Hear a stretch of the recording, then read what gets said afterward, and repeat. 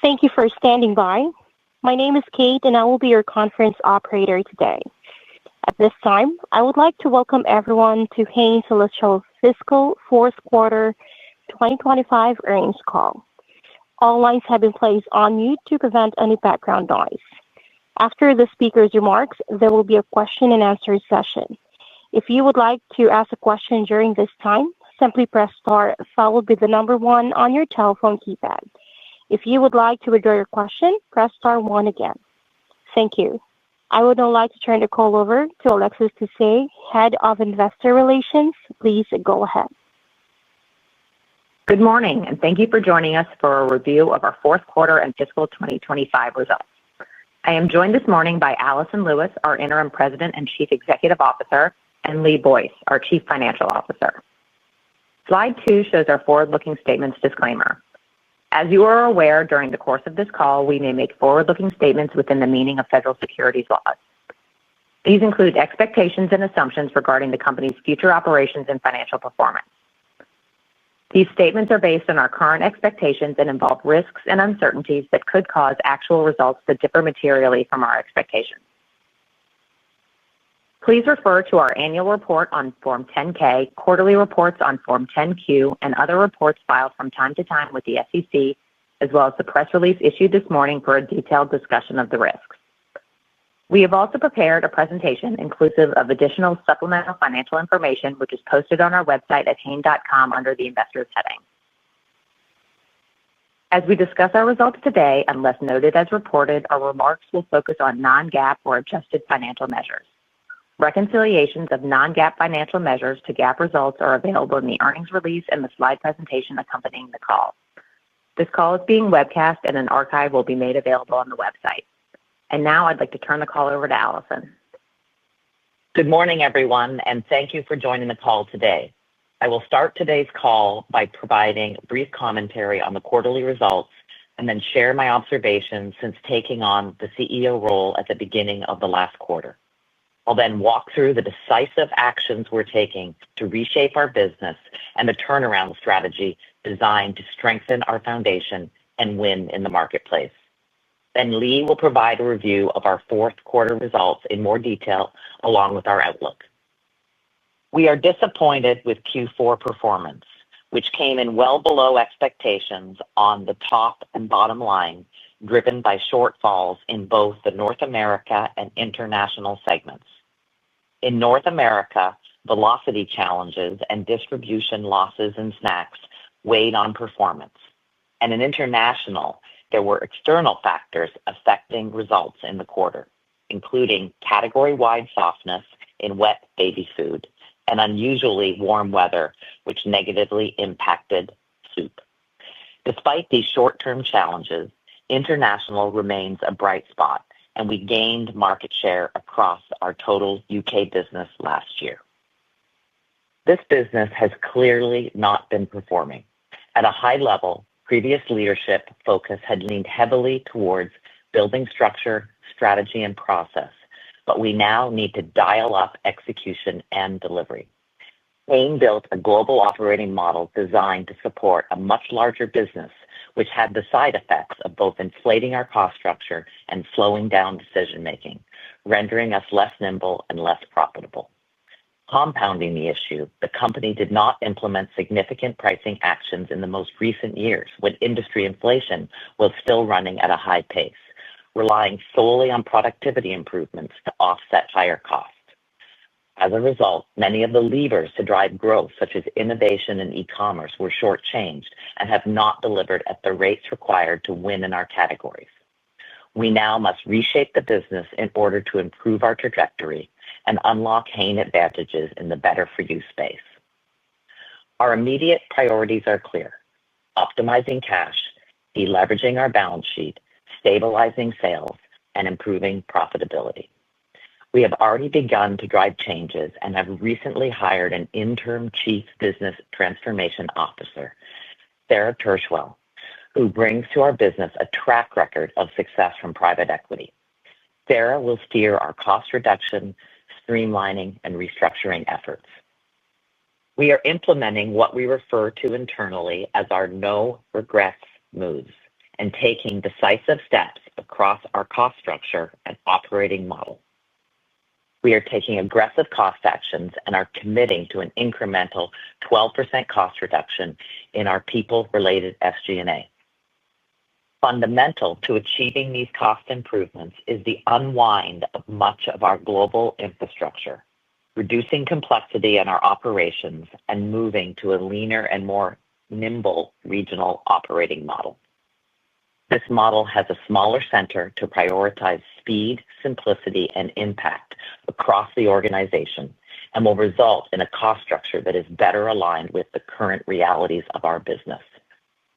We have restored regional ownership, empowering teams that are closest to the consumer to make decisions, while placing governance, compliance, people, and process efficiencies at the center. As part of this effort, we have moved to 2 innovation hubs, one in North America and one in international, and we are already seeing the benefits in terms of speed and output, which I'll speak to in a moment. Additionally, supply chain management, along with other functions that are inherently local, will move to the regions. We are removing layers and increasing spans across the top of the organization and will drive a more effective operating model in the process.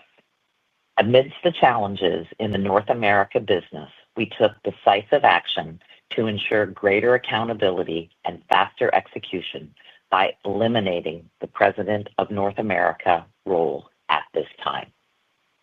Given that brand strategy and commercial activation are squarely in my wheelhouse, I am managing the North American region as we fully address the areas of underperformance and expedite change.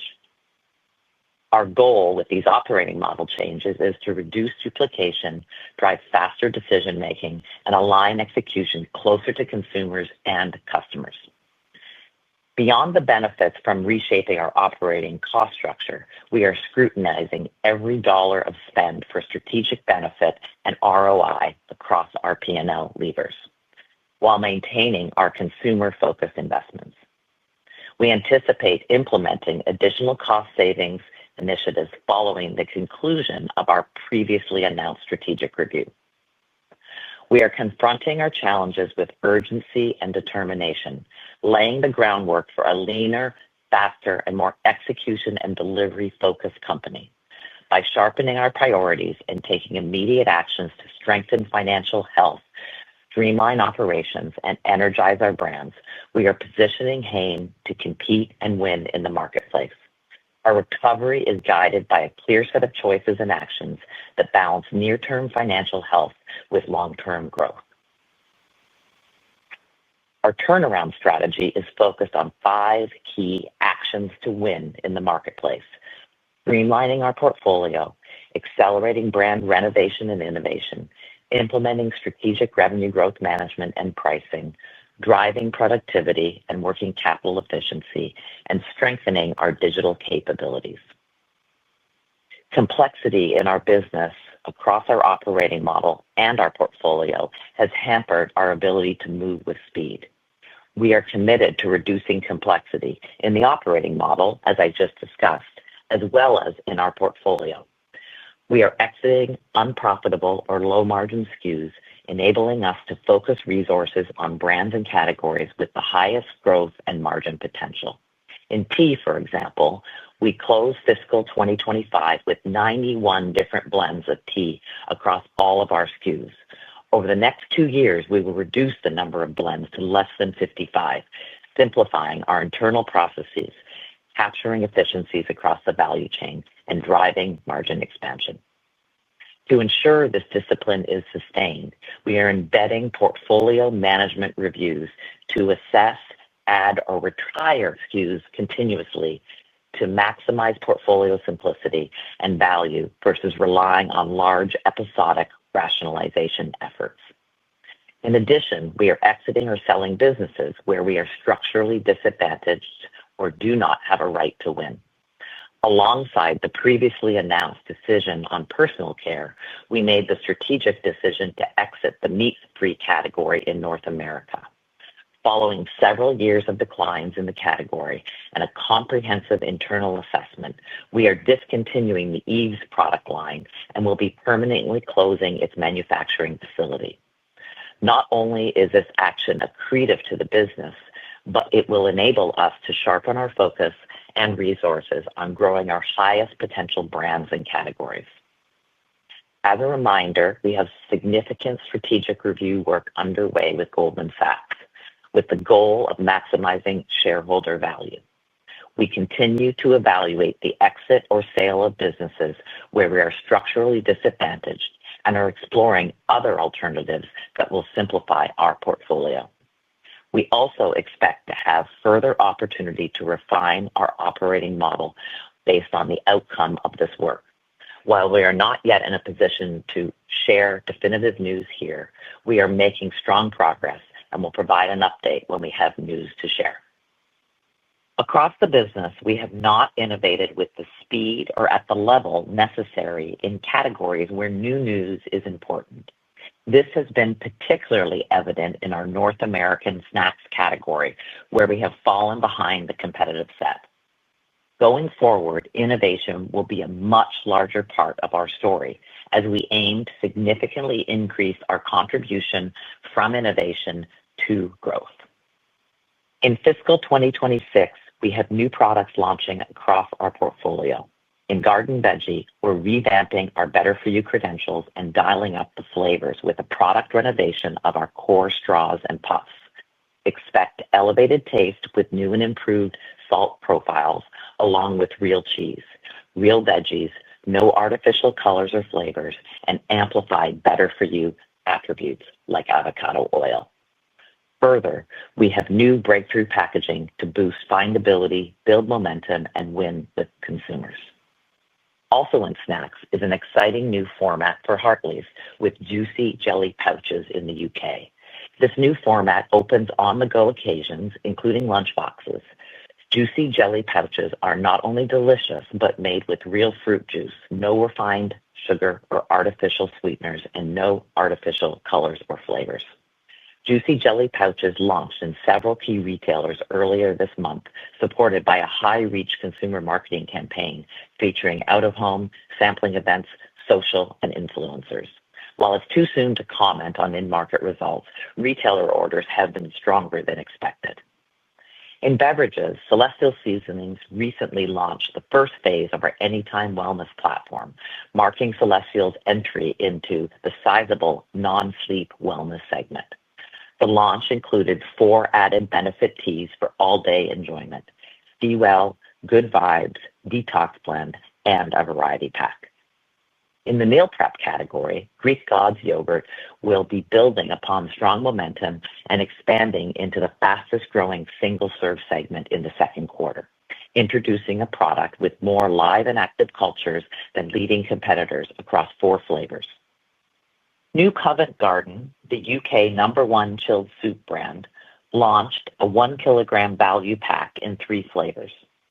Designed to recruit larger families, the innovation is proving to be nearly 50% incremental to the category and over 70% incremental to Hain, and is being supported by a comprehensive media campaign with a reach of over 10 million consumers. We are encouraged that we now have one of the strongest innovation pipelines in our recent history, due in part to the operating model changes to empower our regions.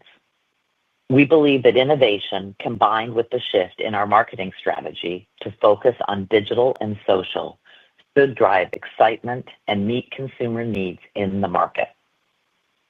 As discussed, Hain's limited pricing actions in the last few years did not keep pace with inflation, meaning our productivity was absorbed by inflation rather than being invested in the business or used to expand margins. This year, we have revenue growth management initiatives actioned or planned across nearly the whole portfolio. In the international business, we successfully implemented pricing late in the fourth quarter to offset inflation. We are in the process of doing the same in our North America portfolio, and we have seen strong retailer acceptance of our August pricing actions across our tea, baby, and kids categories. We recently rolled out pricing across our meal prep portfolio, effective later in Q2. We are currently working on revenue growth management actions for snacks with premiumization and price pack architecture initiatives to be implemented throughout this fiscal year. In addition, we have made significant headway in reducing ineffective trade spend. We now have a more robust process to ensure that the investment produces the expected return, and we expect to deliver a reduction in our trade spend at a % of sales of more than 50 basis points in the coming year. Generating operational productivity and improving working capital has generally been a bright spot for Hain, and both will continue to be contributors to our cash flow going forward. In fiscal 2025, we again delivered strong productivity at $67 million, or 5.5% of COGS. We have a robust pipeline for fiscal 2026, and we expect to deliver more than $60 million in gross savings before inflation. Further, in North America, we are reshaping our DC network to drive greater efficiency. From a working capital perspective, we over-delivered our accounts payable improvement target in fiscal 2025 and expect to achieve further improvement this year. For fiscal 2026, we also have building blocks in place to achieve a material reduction in inventory levels this year, including resetting weeks of coverage for both raw and pack and finished goods that should generate meaningful cash benefits. E-commerce continues to be one of the fastest growing channels in our categories, yet our capabilities have not kept up. We are accelerating our investment in e-commerce and expect to grow at or above category rates in fiscal 2026. We have strong green shoots that we need to scale. In North America, we grew 10% in fiscal 2025 behind assortment and content improvements at some key retailers. In the UK, soup is the fastest growing category online in our portfolio, where we grew online share from 31% to 34% in fiscal 2025. Our shift into digital and social-first marketing is continuing to accelerate, driving improved ROIs and reach. In North America, we are seeing return on ad sales meeting or exceeding industry benchmarks. And in the international segment, our social reach is 3 times that of 3 years ago, reaching 80 million impressions per month. In summary, we are taking decisive actions to optimize cash, deleverage our balance sheet, stabilize sales, and improve profitability. We are creating greater financial flexibility by rapidly resetting our cost structure to better align with the current business. We are implementing a leaner and more nimble regional operating model that prioritizes speed, simplicity, and impact over global infrastructure.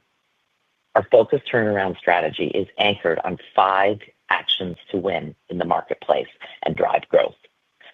Aggressively streamlining our portfolio by exiting or selling businesses where we are structurally disadvantaged or simplifying our portfolio. Accelerating brand renovation and innovation, meaningfully increasing our innovation renewal rate. Implementing strategic revenue growth management and pricing with initiatives actioned or planned across nearly the whole portfolio. Driving continued productivity and working capital efficiency, and enhancing our digital capabilities to grow our e-commerce business ahead of category growth rates. Some people have asked if I will manage the business with a light touch given my interim role. This is not the case, which is clear to all who know me. I have rolled up my sleeves and I am fully immersed in the operations. I am identifying opportunities, challenging assumptions, and making bold moves where they count.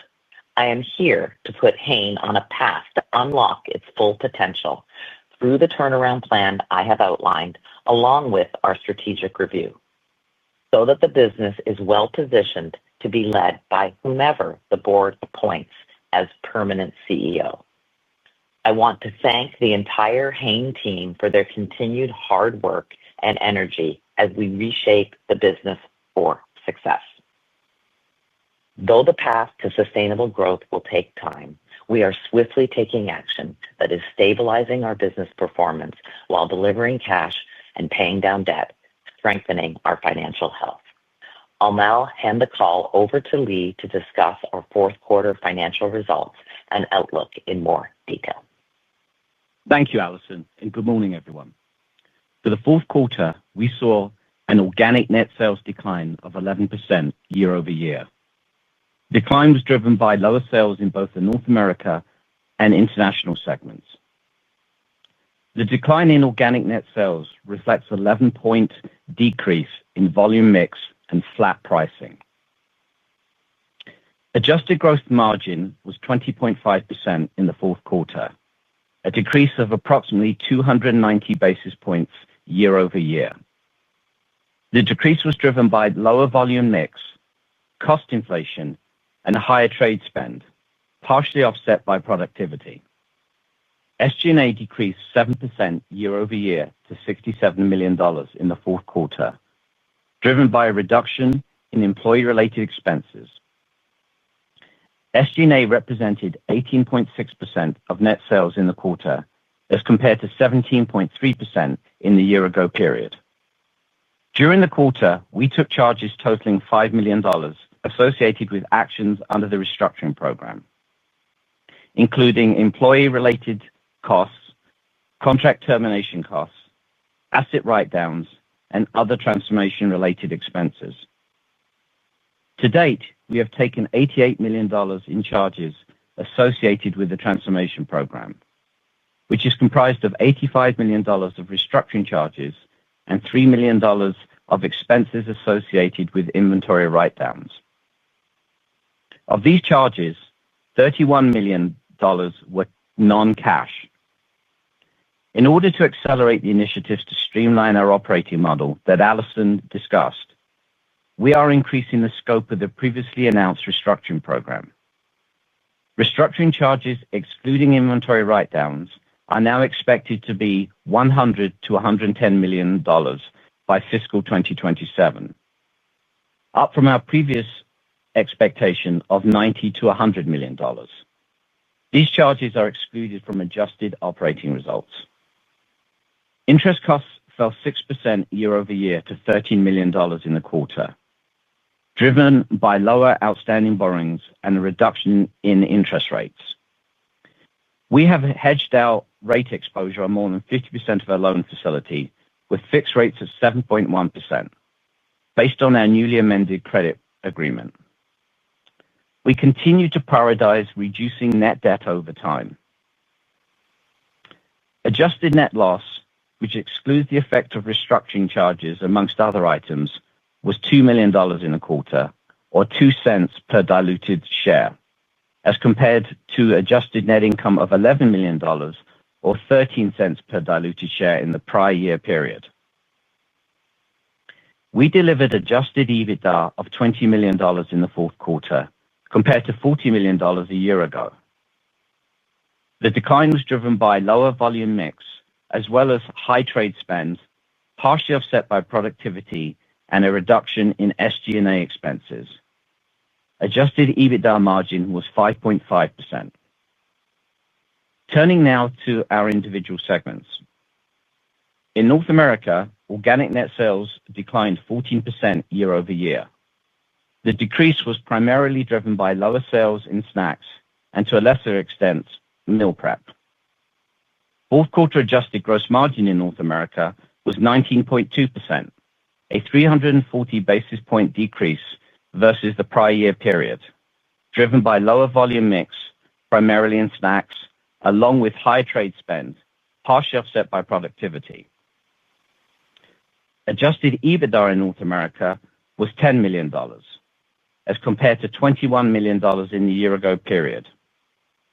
The year-over-year decline resulted primarily from lower volume mix and higher trade spend, partially offset by productivity and a reduction in SG&A expenses, mainly due to lower employee-related costs. Adjusted EBITDA margin was 5.1%. In our international business, organic net sales declined 6% in the quarter, primarily driven by lower sales in meal prep and beverages. International adjusted gross margin was 22.1%, approximately 270 basis points below the prior year period, primarily driven by cost inflation and lower volume mix, partially offset by productivity. International adjusted EBITDA was $21 million, as compared to $27 million in the prior year period. The decrease was primarily driven by lower volume mix, partially offset by productivity and net pricing. Adjusted EBITDA margin was 13.3%. Now turning to category performance. Organic net sales growth in snacks was down 19% year-over-year, driven by velocity challenges and distribution losses. While still declining, we did see improvement in velocities in the fourth quarter as compared to the third quarter. In baby and kids, organic net sales growth was down 9% year-over-year, driven by softness in purees in both North America segment, in part due to SKU reductions, as well as in the international segment. On the other hand, we have continued to see strength in Earth's Best snacks and cereal, with dollar sales growth of high single digits and low 20% respectively. In the beverages category, organic net sales growth was down 3% year-over-year, driven by softness in tea in North America and private label non-dairy beverage in Europe. Despite the category headwinds, our non-dairy beverage brand, Joya, again gained share in the quarter, and Celestial Seasonings bagged tea gained distribution in the quarter, in part due to the launch of wellness innovation. In meal prep, organic net sales growth was down 8% year-over-year, primarily driven by softness in oils and nut butters in North America and meat-free products in the UK. These impacts were partially offset by continued growth in Greek Gods in North America, which demonstrated high single-digit dollar sales growth in the quarter. Shifting to cash flow and the balance sheet. Free cash flow in the fourth quarter was an outflow of $9 million, compared to free cash flow of $31 million in the year-ago period. The decrease was primarily due to a decline in cash earnings. We continue to see improvement in our days payable outstanding. Days payable outstanding improves to 65 days from 37 days in fiscal year 2023 and 52 days in Q4 fiscal year 2024. We have made significant progress towards our goal of 70+ days payable outstanding by fiscal year 2027. Days inventory outstanding remains an opportunity for improvement and is an area of focus for fiscal 2026. Days inventory outstanding were 88 days, up from 82 days in fiscal year 2023 and 79 days in Q4 fiscal year 2024. CapEx was $6 million in the quarter and $25 million for the year. As we look ahead to fiscal 2026, we expect capital expenditures to be approximately $30 million. Finally, we closed the quarter with cash on hand of $54 million and net debt of $650 million after we reduced net debt by $14 million in the quarter. Paying down debt and strategically investing in the business continue to be our priorities for cash. Our leverage ratio, as calculated under our credit agreement, increased to 4.7 times. Subsequent to the end of the quarter, we amended our credit agreement to provide increased financial flexibility. The amended agreement provides for a maximum net secured leverage ratio of 5.5 times in the quarter ended September 30th, 2025, and thereafter. Our long-term goal is to reduce balance sheet leverage to 3 times adjusted EBITDA or less, as calculated under our credit agreement. Turning now to our outlook. Given the uncertainty in our business around the outcome and timing of the completion of our strategic review, we are not providing numeric guidance on fiscal year 2026 operating results at this time. That said, we do want to provide a little bit of color on our outlook. We expect aggressive cost-cutting, and execution against our 5 actions to win in the marketplace to drive stronger top and bottom line performance in the second half of the year as compared to the first half. For Q1, we expect net sales and adjusted EBITDA on an absolute basis to look similar to that of Q4 2025. Additionally, due to seasonality and consistent with prior years, we expect free cash flow in Q1 to be a net outflow. For the full year, we expect to deliver positive free cash flow on disciplined inventory management and continued progress on payables.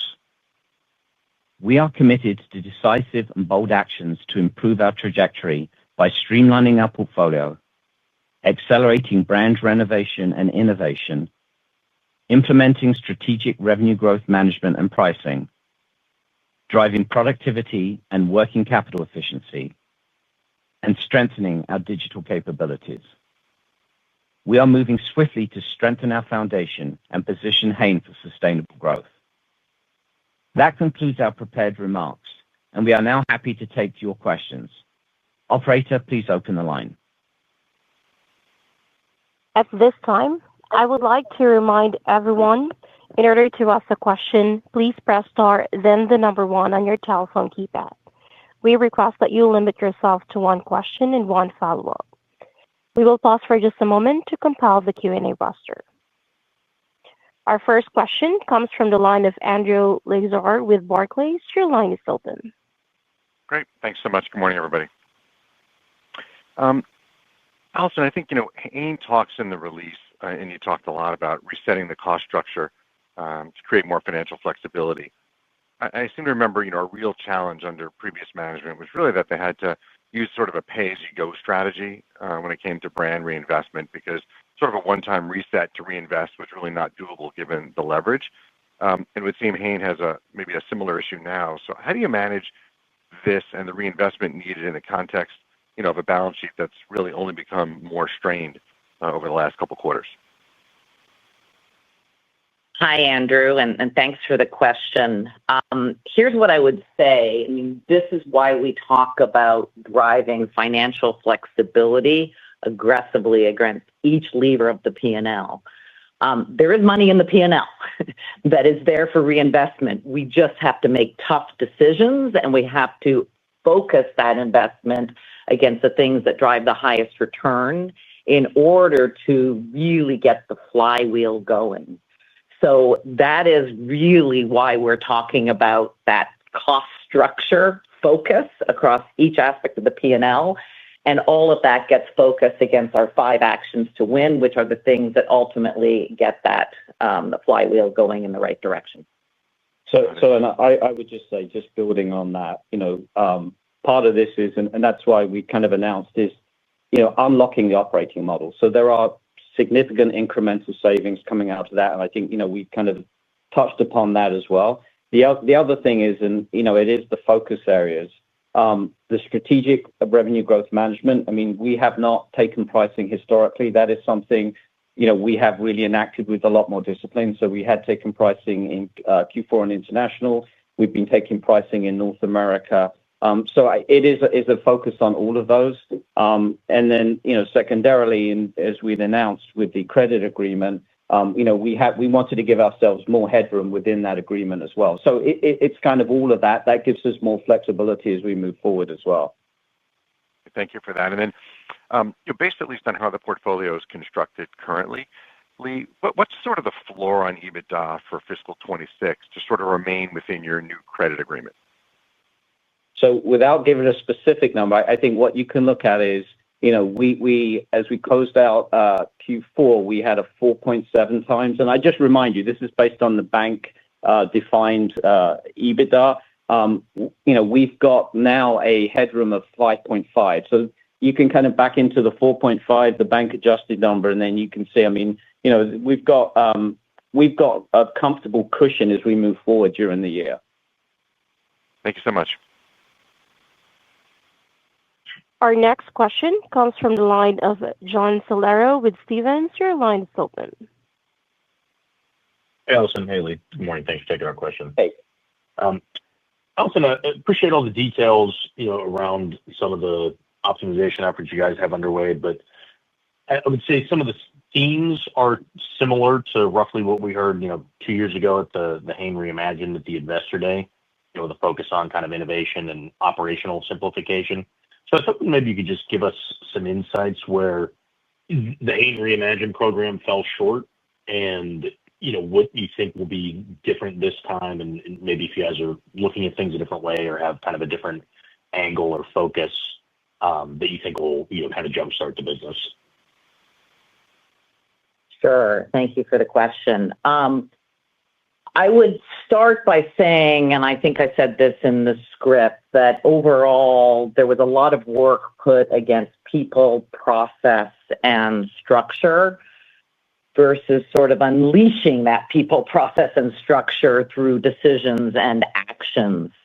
And so I think what you see differently now is some of the examples that we provided in the script where we have pricing against almost every category in our portfolio, both at the international and North America level. That has a significant value to our P&L, our ability to generate cash. The second area I would say is in innovation. We have innovation against almost every single one of our categories, and I referenced some of those.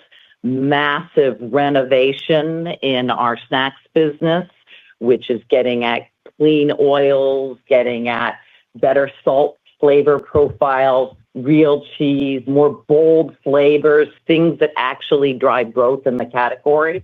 You see that in some of the convenience areas and yogurts, getting into single-serve yogurts. So innovation is definitely something that has ramped up. And if you look at our pipeline, it's larger than it's ever been. And you look at the level of launches we're doing, it's larger than it's been in quite some time. These are categories that require new news, and that new news is going to make a difference on our business. The next area I would say that is different is if you look at how we are looking at our operating model and unleashing the local empowerment.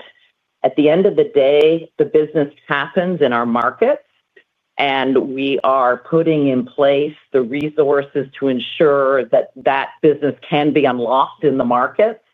I gave an example in the script of we've moved to 2 innovation hubs versus innovation being managed centrally, and we're already seeing the benefit from that. So making sure that we get cost out where cost doesn't matter and putting cost where cost does matter to drive that return. Another area I would speak to is just the continued driving supply chain productivity and working capital reduction. We've done very well on that, but we're continuing to put pressure there. And, we're into our multi-year journey on that. And the fact that we're able to continue to drive productivity in the multi-year journey says that we're doing a lot of things right. And we will continue to pressure on that. So I think the biggest difference of what you see is sort of decisiveness and action and focus. The 5 actions to win really provide focus for the organization of these are the 5 things we're doubling down, and we know that they are all difference makers on our business. Got it. And then, Lee, if I could ask one just on kind of the cadence of leverage throughout the year. You had mentioned in 1Q, you guys expect free cash flow to be an outflow. I would assume that we would see leverage tick up maybe a little bit in 1Q and 2Q and then come back down in the back half of the year. Could you just offer any thoughts on kind of the cadence and maybe if you guys have in mind, a quarter that you anticipate to be the high watermark for leverage in 2026? Yeah, so we're not giving specific guidance, but you're right. There is an outflow in the first quarter. I guess the other thing I would just tie to is what we've said as we went through, before. If you look at the action plans that we have in place, especially around the cost focus, you will see the benefits of that coming through in the second half more than in the first half. So I think you can think about it, that way. As you think around cash generation. The other thing is, and again, I'm focused on the cash generation piece of this, is really are focusing on inventory as well. So we do see some big potential there, really through kind of more disciplined management of the inventory for a number of different levers. So as you go through the balance of the year, again, second half, driven better performance by the initiatives that Allison went through specifically, and then driving the cost. And then from a kind of cash flow perspective, you'll unlock more of that as we get into the second half of the year. Our next question comes from the line of Matt Smith with Stifel Financial Corp. Your line is open. Hi, thanks for taking the question. Allison, I realize it's still early days of the strategic review, but we have seen some incremental decisions in focus areas like exiting Yves and revenue growth management focus. The conclusions are likely still in process here, but from a process perspective, can you talk about what you're seeing out of the strategic review in terms of areas where you're incrementally more confident there is value accretive potential? Yes, I can share certainly that we continue to make progress against our strategic review. As we've indicated previously, we're not providing any updates until we have updates to give. At the same time, you've noted that we are doing significant work to streamline our portfolio and back to decisive actions. We are taking decisive actions. The exit of Yves is a great example of that, where we were structurally disadvantaged in North America in that business. The continued work we do against our SKU reduction is another area where we're taking decisive action to simplify our portfolio. And the third area, I would say, and something that we haven't talked about previously, is what we're implementing, which is called portfolio management review, which is really looking very carefully on how we build long-term capability around adding SKUs, investing in SKUs, or retiring SKUs, so that this doesn't become an episodic event in terms of SKU reduction, but becomes an ongoing thing to manage the most efficiency and effectiveness based on the number of SKUs in our portfolio. So that's really what we can talk about today. But again, the strategic review, we continue to make progress, and we will absolutely update you when we have an update to provide. Thank you. And as a follow-up, Lee, realizing you're not giving specific fiscal 26 guidance, does the improvement you expect in the second half require a change or an improvement in the trends within your categories, or is it more reflective of Hain's initiatives? And how should we be thinking about the level of SKU rationalization this year? Like any quantification on the drag on sales from the business exits? Yeah, so I'd say two pieces to that. I think for the second half performance, it's all of the pieces. So, it's the streamlining portfolio. It is driving, and we've talked about the brand renovation innovation. So driving better top-line performance through our focus on that. We do have probably the most robust innovation pipeline that we've had. Where we've done well is continuing to drive the productivity. So, over the last few years, we've driven over $60 million a year, continuing to drive that. I think that kind of one of the biggest step changes is the revenue growth management and the pricing, where we haven't taken that historically. So driving that as well.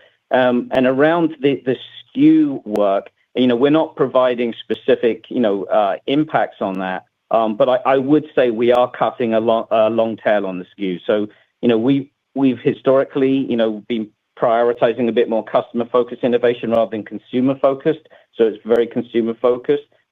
We have cut the tail in the past, but then we've allowed it to continue to grow as we've had incoming SKUs. So a lot more discipline around that. That will drive a significant margin improvement for us as well, be an enabler for a margin improvement. So that's the way you should think around the SKU work in the portfolio optimization. Our next question comes from the line of John Baumgartner with Mizuho. Your line is open. Good morning. Thanks for the question. I wanted to come back to snacks and the distribution losses you're seeing there. That's been a source of distribution growth for some time. What's, I guess, causing the shift now to declines, and how much of that is sort of initiated by Hain, whether it's reduction of SKUs or some of those tough decisions for reinvestment that you mentioned, Allison? Yeah, so I'm going to back up a little and talk a little more broadly about snacks, because I think that's important context for all of you to have. So clearly, the snacks performance has not been where we want it to be. Let's put that out on the table. That is a fact. At the same time, what I would say is these are businesses where we actually have very good equity. We have 74% awareness versus a category average of about 45%. When you look at the category entry point, so all the attributes that bring people into the category, things like taste, things like variety, things like makes me happy, makes me feel good, we're in the top 2 or 3 in terms of rankings there. So these are businesses that actually have equity and have value. At the same time, these are businesses that require news. This is an impulse category. Impulse categories require continuous news. And so that is why we're hyper-focused on the product renovation work we're doing, getting us into new oils, getting us into bolder flavors, putting real cheese in our straws product. We're adding a 4th straw sweet potato, which is the highest requested new vegetable flavor out there. Getting us into the right packages. So we've been shy on multi-packs, and we've moved aggressively into multi-packs. Ensuring that we have the right marketing. So, if I look back at January 25, we had 0 of our marketing in digital and social. We're now at 60% of our marketing in digital and social, which is critical for all businesses today, but particularly snacks business, where, again, there's so much competition. And then lastly, as you noted, on the distribution losses, really doubling down our focus on ensuring that we can gain distribution. But the way that we gain distribution is by having the news and the things that consumers and shoppers want. What we've seen is our retailers are responsive when we bring them news. And while very early days, we are seeing some very preliminary green shoots as we get the right product in the right package at the right retailer. And we're seeing that velocity does start to improve if I look on a period-to-period basis. Clearly, we have a lot of turnaround to do to get to overall growth in snacks, but that's where we're doubling down our focus. So I believe that answers your question on what it takes to actually not have distribution losses and to actually drive distribution and drive velocity against our snacks business overall. Yeah, thanks, Alison. Thanks for the detail. And to follow up, looking at the private label, the non-dairy beverages in Europe, that performance seems pretty well below where private label's performing, at least in the retail takeaway data. Is that just a function of customer mix for Hain, or is the business encountering some headwinds again, sort of retaining customers? Thank you. Yeah, so our non-dairy business, we did see some softness in the beginning of the 4th quarter, but we did exit the 4th quarter with growth in our non-dairy business in Europe. As you know, the European business overall is heavily private label, and that also includes, non-dairy. At the same time, we are focused, and you'll see as we head into 2026, driving value and driving innovation in that area with, new, sort of plant-based cream, new innovations in the barista area. So, again, what drives that growth is not different than what drives growth in other categories, which is bringing value to the consumer in form, in flavor, and we're focused on that as we go forward and believe that the growth on non-dairy will continue. And that's an important part of our business, as you know, in our international. Yeah, and we haven't been in a position of losing customers. I guess overall, we feel good. We're continuing to kind of win in that space. And as Alison mentioned, it's both branded and private label. The overall category is still in growth. We expect our business to continue to improve further in 2026. So, with new contracts and innovations and then, continuing high productivity. So we feel very, very good about that business. Before going to the next question, again, if you would like to ask a question, press star 1 on your telephone keypad. Our next question comes from the line of Antoinette Vendetti with Maxim Group. Your line is open. Thanks. Just on the people side, so you have a new regional operating model. How many regions do you have? How many people do you need to recruit or promote from within to run those models? And then just on the timeline for the divesting and restructuring, do you have sort of a timeline, or is that ongoing? And then just an update. I know the executive search is ongoing for a permanent CEO, but is there an expected timeline to make a decision there as well? Thanks. All right. So let me talk a little bit about the operating model changes that we're talking about. So I think the first thing to say is we have two regions, North America and international. And the majority of business in North America sits in the United States, and the majority of business in international sits in the United Kingdom. Okay, so that's the first thing to set. The second thing to say is the model that we're employing and that we're talking about is ensuring that we have a lean center. So we had more of a global operating model. We're moving to what sits at the center is compliance, governance, and anywhere we can drive people and process efficiency. But where the real work needs to happen is in the regions. And so when we think about supply chain, that will no longer sit globally, that sits in the regions. And when we think about innovation, that doesn't sit globally, that sits in the regions. So that is where we really unleash for the people that are closest to the consumer and the customer. We unleash the power of that. And as I mentioned, in innovation, moving to these two innovation centers, we're already seeing the benefits of that in the changes that we've driven. In terms of the actual change itself, it's much more about spans and layers, along with what I mentioned, moving some of the resources to the regions. So it's not as much about hiring new people. It's much more about expanding the spans of individual leaders, decreasing the layers in the organization to drive speed, and then at the same time ensuring the center is very lean. Part of this operating model is obviously recognizing that our business has not grown at the level that we had anticipated. And so while we built structure for a much larger organization, anticipating a larger business, we have to have an operating model and a structure that's in line with the size of the business that we have. So I think that's the first on sort of the operating model question. I think your second question was around restructuring, and I just want clarity on that.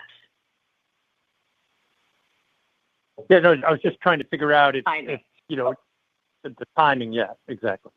Oh, the timing. So we're moving out now. Yeah. We are moving through that restructuring process right now as we speak. We speak, yes. So it's now. So most of the change will be effective between October 1st and November 1st. That's the timing that we're talking about. But we're moving through the change now. And then the last question, I will answer this because it's probably most appropriate for me to answer on the CEO question. So, I mean, first of all, I think you know that I don't make the decision on the CEO. Lee doesn't make the decision on the CEO. That's a board level decision. At the same time, what I can tell you is that the board is moving in parallel with the strategic review for the CEO replacement. In terms of the timing of that obviously will coincide with, as we again continue to move our strategic review forward. The reason for that, as you can likely imagine, is we need to ensure that we bring in a CEO with the right capability, with the right experiences for what this business is going to be in the future. At the same time, as you've heard from me, I am 100% engaged. I am energized by the work that we're doing. I am fully committed, and I, along with the board, are here to put Hain on a path to growth, to put Hain on a path where we can drive that flywheel and that sustainability of performance. So That is sort of what I can share with you at this time. Okay, thanks so much. I'll hop back in the queue. Appreciate it. Our next question comes from the line of Kaumil Gajrawala with Jefferies. Your line is open. Hey, everybody. Good morning. I guess a question a lot of times with restructurings with a balance sheet like this is there's a desire to put a restructuring in place that doesn't necessarily rely on top line recovering. And so, to what degree, if all of these things that you talked about don't really come through in the way that you needed, you would prefer that it does? How much flexibility is it for the rest of the sort of P&L and balance sheet restructuring to work? Sorry. Yeah. Well, I can talk a little bit about top line is an important part of this. So obviously, when we talk about restructuring and all the work we'll do against cost structure overall across all levers of our P&L, I mean, we're doing that in the spirit of driving financial flexibility so that we can fuel the growth of the business. So the work we're doing is really twofold. One is building the financial flexibility, and then the second thing is investing for growth. And I've spoke a lot about the things that we're doing around our product to have great food, whether it's renovating our existing products or innovating and driving innovation against our current categories. We talked about revenue growth management and investing in that capability. We're seeing the value of that with our ability to take pricing. But revenue growth management isn't just pricing. It's getting the price pack architecture right. It's ensuring that we're continuing to drive strong return from every promotion that we run in the marketplace. So again, that's an area that we're investing, and that will drive top line growth and bottom line growth. We are looking at our marketing and ensuring that our marketing model is very social digital first, and that we can protect that marketing investment. Very important in terms of driving top line growth. So we are, focused against not only sort of the restructuring that delivers financial flexibility, but also the areas that drive growth. And the final thing I'll just say is also on customer side, doubling down on e-commerce, which is a significant growth channel. It's a channel where we've done a great job over the last few years of getting our content and assortment right in that channel. But now we need to invest in that channel at sufficient level to really drive that search and drive that visibility and drive that re-recruitment once you get a consumer to buy in an e-commerce channel. So that's what I would say in response to your question. I hope I've answered that somewhat appropriately. No, I would agree. I mean, obviously, then we are looking to control what we can control within kind of the middle and the lower part of the P&L. So, especially, I mean, unlocking the savings, and we do see significant savings within the operating model itself. So that then does give us kind of the fuel and contingency as we move forward through the balance of the year. So, that's why we're putting the restructuring in place. The other thing is, and we mentioned it, is continuing where we've got a great track record, is continuing to drive the productivity as well as and support our gross margin. Got it. Thank you. Our next question comes from the line of Jon Andersen with William Blair. Your line is open. Hey, good morning. Thanks for the questions. I wanted to ask Alison or Lee on the kind of the restructuring efforts around a shift from kind of global to more regional operating structure. Is that the basis of the majority of the people cost reductions that you talked about earlier?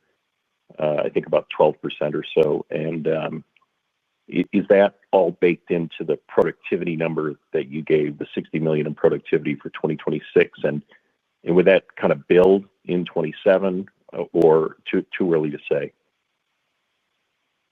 So a couple of things. The focus around the 12% that we gave is around SG&A. It's not actually that productivity number. So it's incremental to that productivity number. So it's around the SG&A base.